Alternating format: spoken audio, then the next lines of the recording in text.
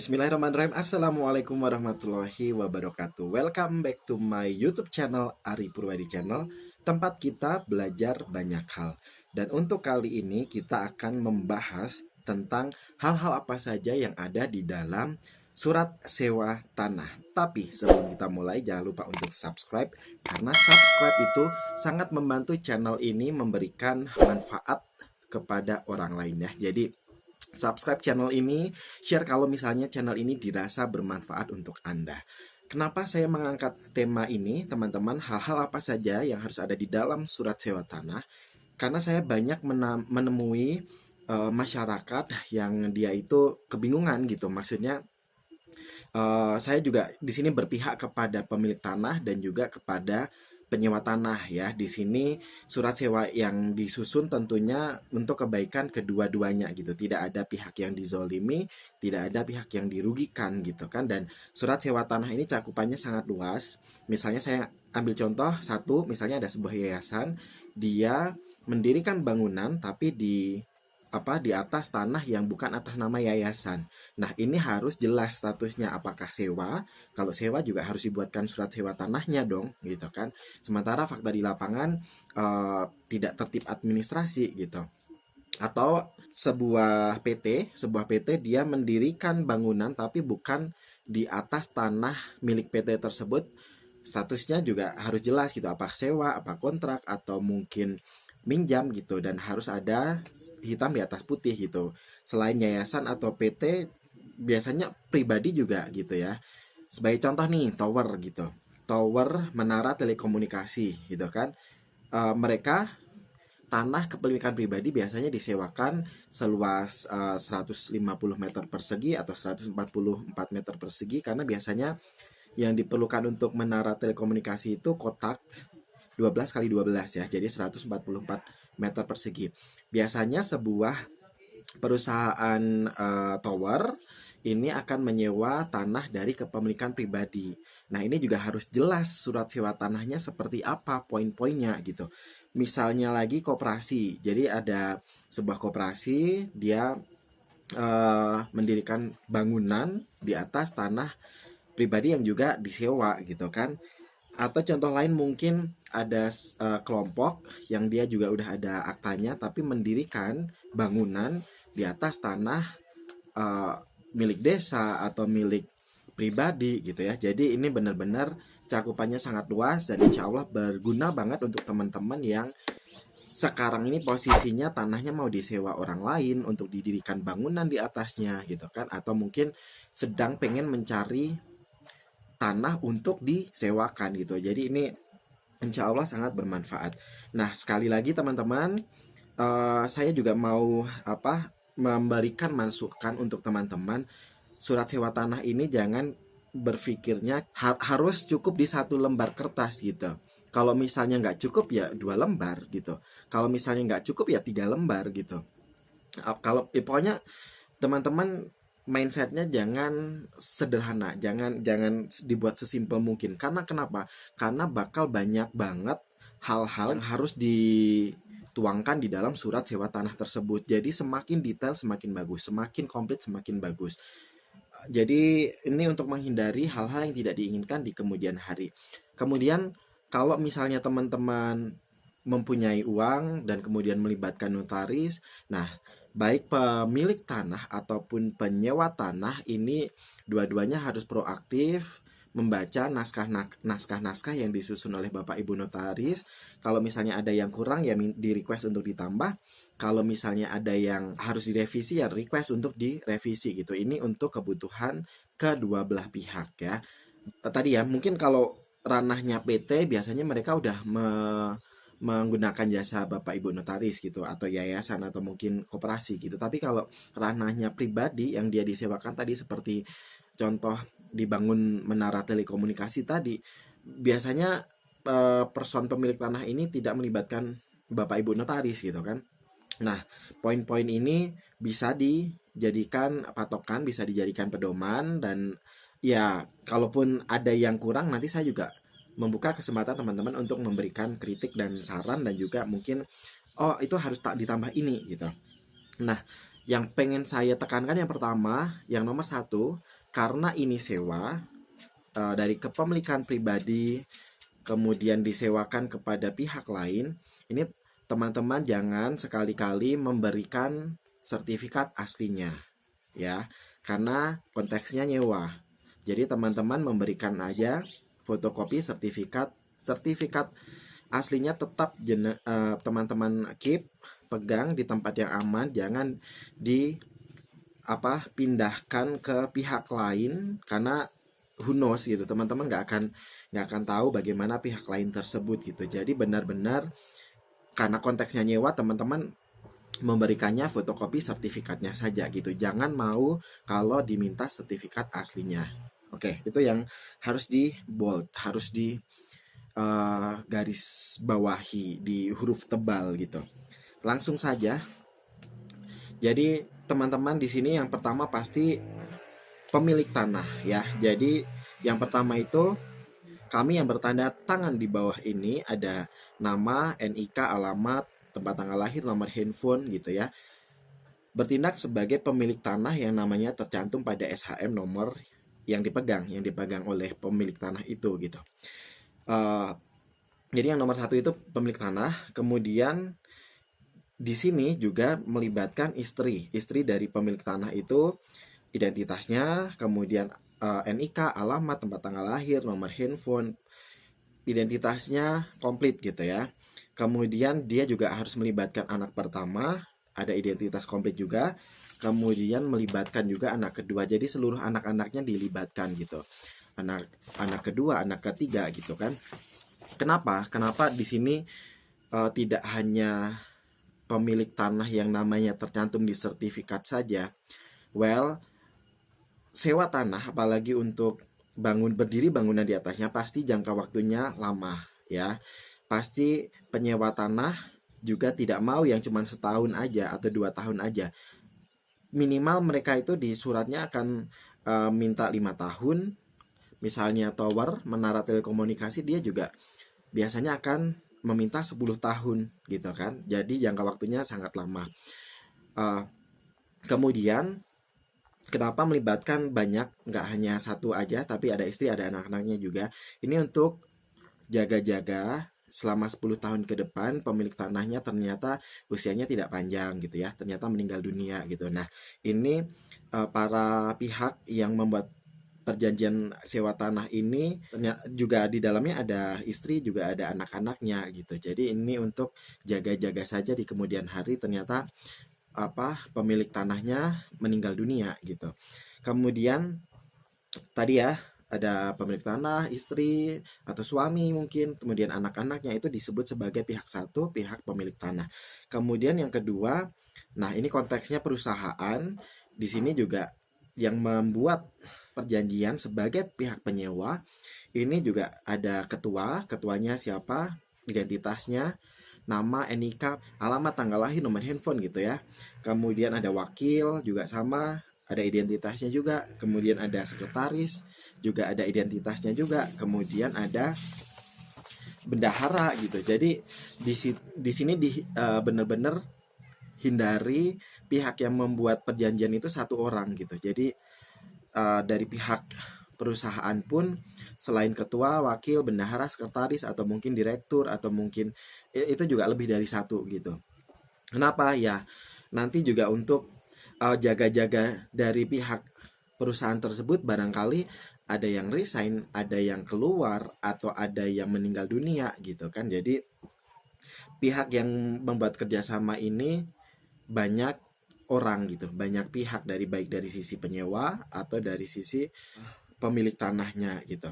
Nah, kemudian setelah tadi ada identitas ketua, wakil, bendahara, sekretaris, kemudian dikasih juga identitas dari yayasan atau perusahaan tersebut. Jadi naskahnya bertindak untuk misalnya nama yayasan, kemudian alamat yayasan, nomor telepon apa nomor handphone yayasan, kemudian identitas yayasannya, misalnya nomor akta pendirian, tanggal akta pendirian, nama notaris yang membuat, tanggal pengesahan, nomor pengesahan gitu bisa dicantumkan di situ.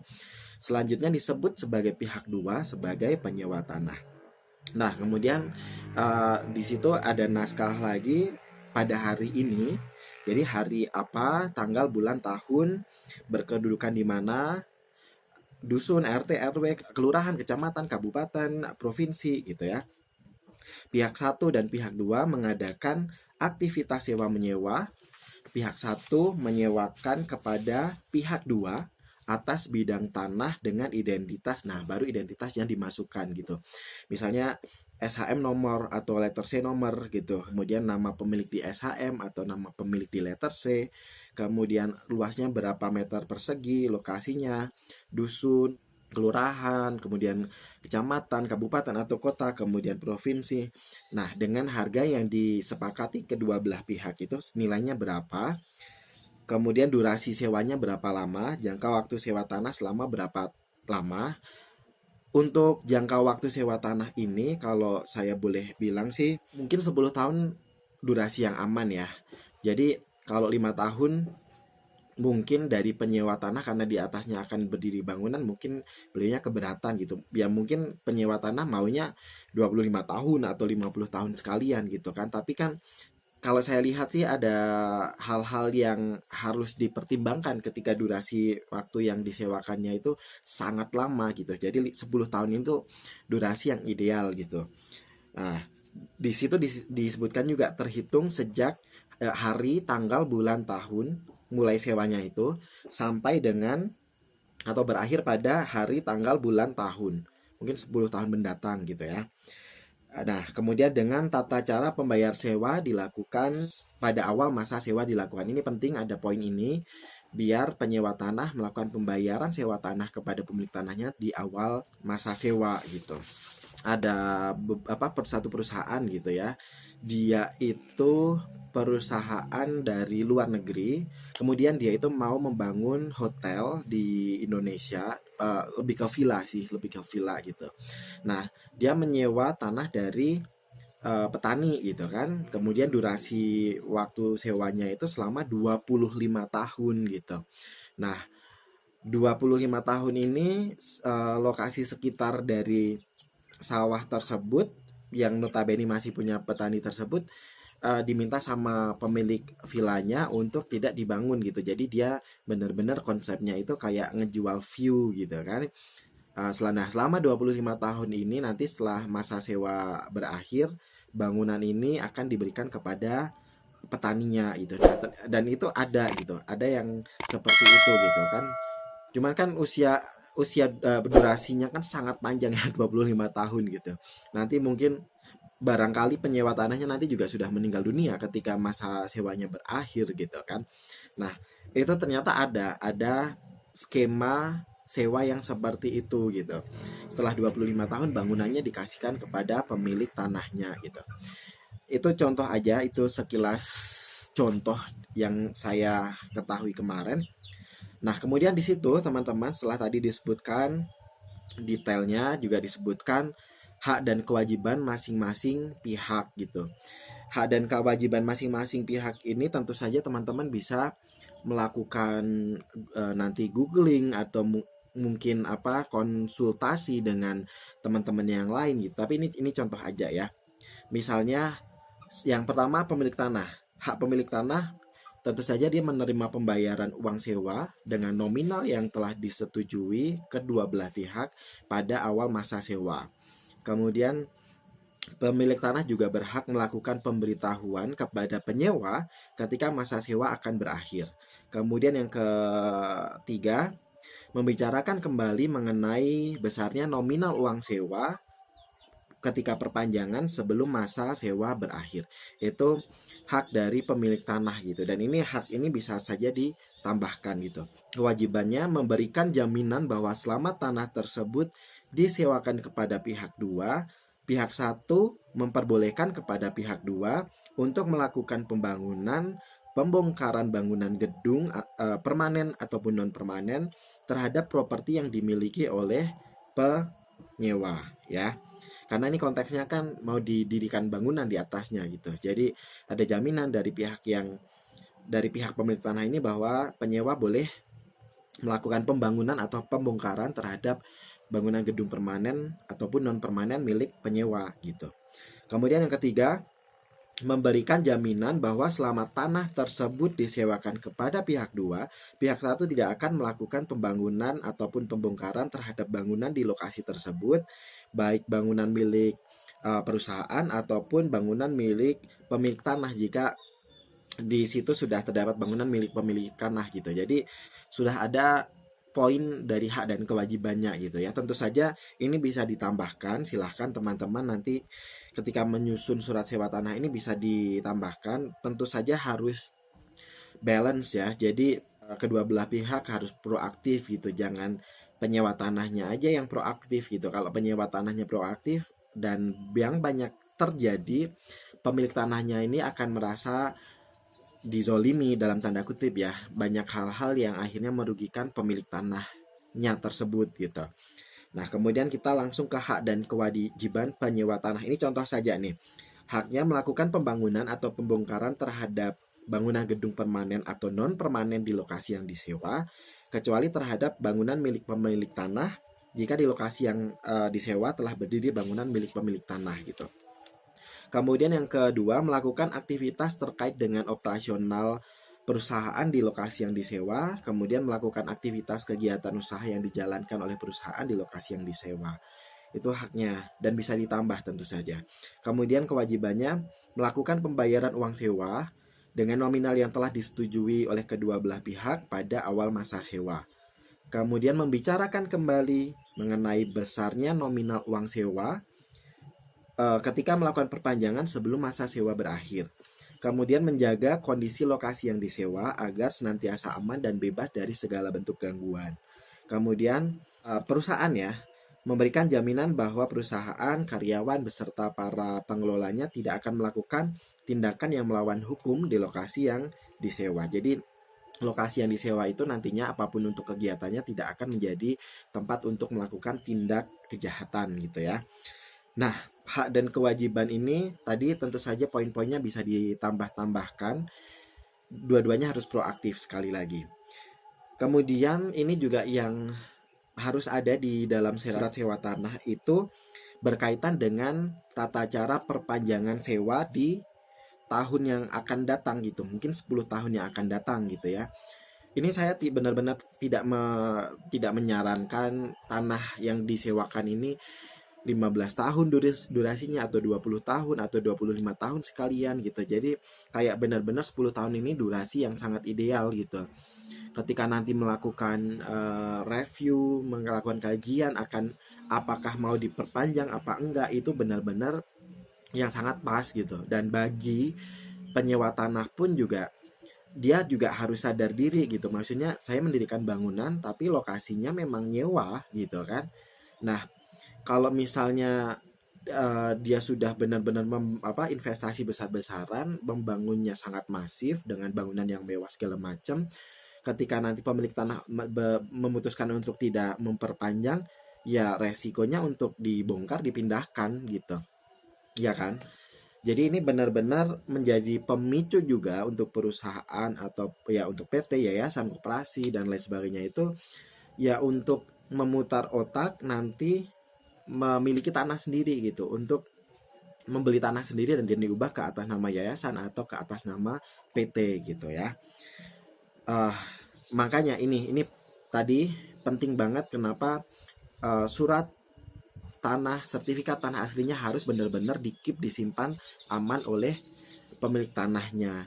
Karena ketika sudah diserahkan ke yayasan atau ke koperasi atau ke PT tersebut, pemilik tanah tiba-tiba tahu sertifikatnya sudah balik nama gitu kan juga pusing kan, repot banget kan, dan merasa dizolimi gitu kan. Jadi benar-benar kenapa sertifikat aslinya itu benar-benar harus di keep dengan aman. Jadi ketika pemilik tanahnya masih memegang sertifikat aslinya atas nama pribadi, ya tanah tersebut ya milik dia gitu. Oke, kemudian berkaitan dengan tata cara perpanjangan sewa tanah, kita lanjutkan ya. Ini misalnya contoh 6 bulan sebelum masa sewa tanah berakhir, pemilik tanah dan penyewa tanah akan melakukan pembicaraan kembali mengenai perpanjangan sewa tanah tersebut. Kemudian yang kedua, Pemilik tanah berhak melakukan penyesuaian terhadap besaran biaya sewa tanah yang akan disesuaikan pada masa mendatang.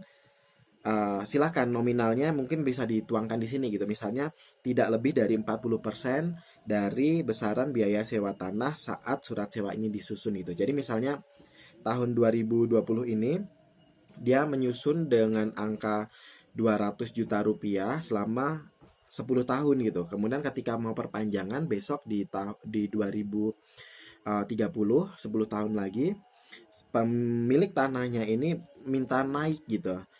Ya itu hak pemilik tanah gitu kan, dan naiknya berapa persen ini juga bisa dituangkan di sini gitu, maksimal misalnya maksimal 40%.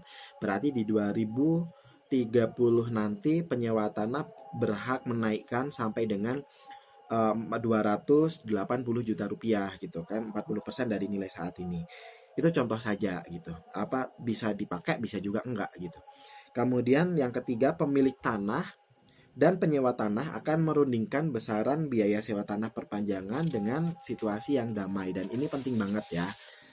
Situasi kekeluargaan dan damai, tapi juga dengan ketegasan masing-masing pihak juga harus kepada penyewa tanah. Maka penyewa tanah diberikan waktu selama berapa tahun, misalnya 2 tahun, untuk melakukan pembongkaran bangunan permanen maupun non permanen terhadap bangunan yang dimiliki oleh penyewa tanah. Dan apabila dalam kurun waktu tersebut, misalnya 2 tahun tersebut, penyewa tanah tidak melakukan pembongkaran, maka seluruh aset milik penyewa tanah di atas tanah tersebut secara otomatis akan menjadi milik pemilik tanah. Nah, ini penting untuk dituangkan di dalam surat sewa tanah tersebut gitu. Jadi ketika nanti pemilik tanahnya oke, nggak ketemu harganya, ya udah tidak kami perpanjang. Nah, itu diberikan waktu selama sekian tahun untuk melakukan pembongkaran, mengangkat bangunan tersebut untuk dipindah ke tempat yang lain gitu. Nah, tertuang di situ gitu. Kemudian yang keempat, nah ini penting banget. Ketika pemilik tanah memutuskan tidak menyewakan tanah tersebut dengan identitas di atas gitu ya, mungkin bisa ditambah lagi juga gitu. Apa tambahannya, misalnya di sini ketika penyewa tanah memutuskan untuk tidak melakukan sewa tanah lanjutan, nah itu apa yang harus dilakukan gitu. Bisa membongkar bangunannya, dipindah ke tempat lain, atau bangunan tersebut secara otomatis akan menjadi milik pemilik tanah, itu juga harus dituangkan di sini. Kemudian penutupnya seperti biasa, adapun surat sewa tanah ini dibuat oleh kedua belah pihak dengan penuh kesadaran dan tanpa paksaan dari pihak manapun. Demikian surat sewa ini dibuat untuk digunakan sebagaimana mestinya. Kemudian kota kabupaten, tanggal dibuatnya surat. Nah, pemilik tanah ini dia tanda tangan tentu saja. Penyewa tanah juga tanda tangan. Itu juga ada saksi-saksinya gitu. Jadi kalau misalnya tadi pemilik tanahnya ada suami, istri, anak-anak gitu, mereka juga tanda tangan semua gitu. Kemudian pihak penyewa tanah juga dia tanda tangan, ketua ya, wakil, sekretaris, bendahara tanda tangan semua. Saksi-saksinya juga. Jadi saksi dari pihak pemilik dan penyewa itu ada semua gitu kan. Kemudian ini juga penting, ini untuk diketahui sekretaris desa dan juga kepala desa setempat, dan masing-masing pihak ini nanti dibuat 2 rangkap gitu ya, satu untuk penyewa tanah, satu untuk pemilik tanah. Dengan tata naskah yang seperti itu benar-benar melindungi kedua belah pihak dari berbagai tindakan-tindakan yang tidak diinginkan. Well, kalau saya melihat bagaimana di lapangan itu, saya kasihan banget terus terang ya, ketika ada pemilik tanah yang akhirnya dia merasa dizolimi karena tidak jelasnya administrasi yang tertib ketika ngebuat surat sewa tanah gitu. Bahkan ada yang dia itu tanahnya dipakai untuk mendirikan yayasan, tapi sama sekali tidak ada pembicaraan apapun gitu kan. Bahkan pemilik tanah ini ketika masuk ke bangunan tersebut juga merasa menjadi orang asing gitu. Oke, ini tanah saya, tapi saya masuk harus lewat satpam, harus lewat ini gitu kan.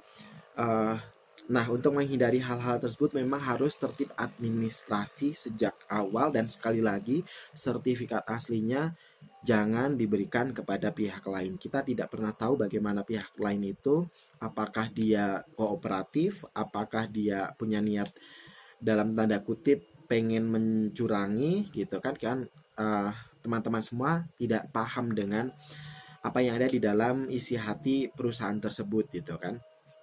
Itu teman-teman untuk video saya kali ini tentang hal-hal apa saja yang harus ada di dalam surat sewa tanah. Kalau teman-teman punya masukan-masukan tentang poin-poin yang saya sampaikan tadi, silahkan untuk drop di kolom komentar. Dan nanti untuk dokumennya juga akan saya taruh di kolom description box juga. Jadi silahkan teman-teman bisa download di Google Drive yang akan saya sharing di sana. Thanks for watching. Terima kasih. Saya Ari Purwadi undur diri. Wassalamualaikum warahmatullahi wabarakatuh.